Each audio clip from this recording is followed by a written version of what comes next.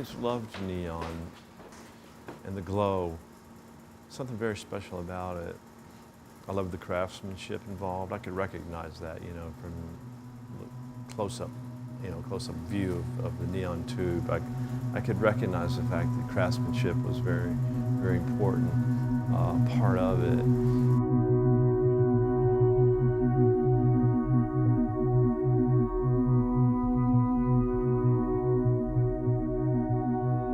So I read a little bit about neon. A fellow in New York, his name was Rudy Stern. This was in 1980. And he was using neon for a completely different purpose, other than advertising. He was using neon as an art form. And myself being an artist, I was very excited about that and the possibility of me making neon. I didn't really understand how difficult that was going to be, but I wanted to do it anyway, and with dogged determination, I learned how to set up a neon shop. I actually was in North Carolina at the time, and I flew to New York, where they were giving an introductory course, 2 hours a night for 6 weeks, every Monday night. So I flew from my full-time job. I flew to New York every Sunday so that I could take this class on Monday night for 2 hours and learn as much as I possibly could.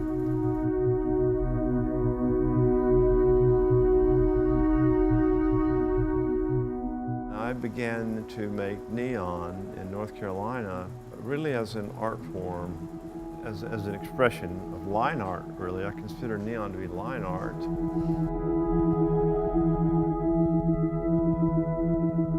A really great thing happened very early on in my neon career, in essence.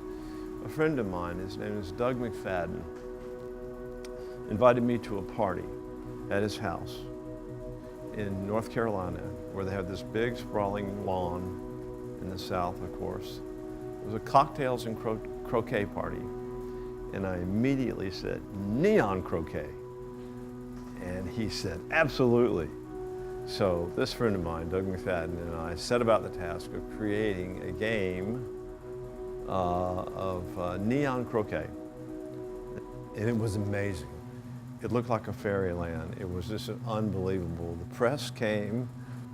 So the neon croquet game, once completed, caused quite a scene in this small town in Wilmington, North Carolina, around about sometime in the early 1980s.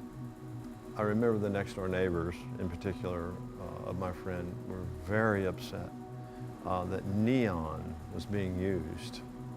Neon, at one point in time in the United States, was considered to be very sleazy, very seedy.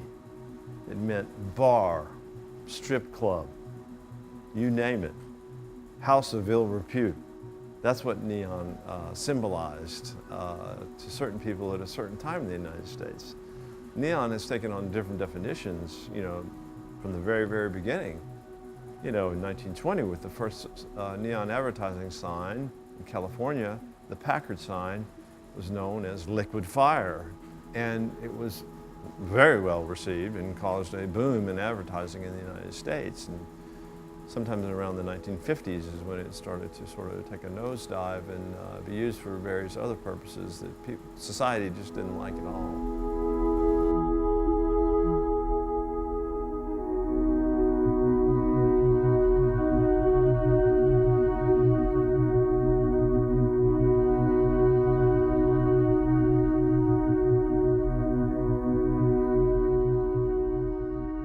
It's been said also that no one has ever fallen in love under an LED sign, so you never know what could become of one's neon sign.